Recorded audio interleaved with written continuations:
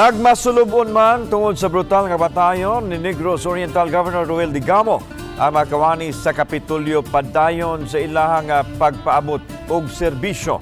Ang detalye sa report ni Femari Dumamo. Pasado alas 8 ganiyang buntag, nagtapok sa Lamberto Macia Sports and Cultural Complex ang mga kawani sa Kapitolyo alang sa flag raising ceremony.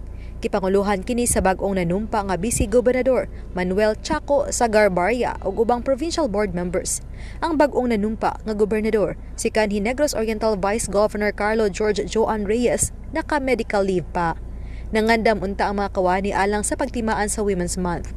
Apan imbis bibo ang programa, nagpasulabi ang gibating kasubanan. Yaw sab gikondinar ang panghitabo. Sa tanan ninyo diri usara gyud hangyo nato. Let us all work hard for the betterment of Negros Oriental. Mag-unite ta tanan. Because it is what Governor would have wanted. Ibulo ko na luyata, na luya may apil. So maningkamot na ko, hinakot lang. Namupadayon na kita sa ato ang serbisyo. Sa Kapitolyo, daghan gihapon ang nagpaabot nga mga konstituwente nga matabangan sa nagkadiyang buhatan.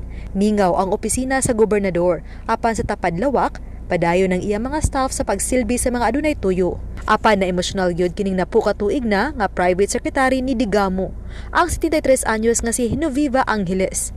Last week, murag na ay gamay nga, murag kanabang kakuan gud siya ba nga murag panamilit. Panamilit gud tong iya ha kay kami gihalog mi niya. Ako po ano sainan po niya tong akong kuan.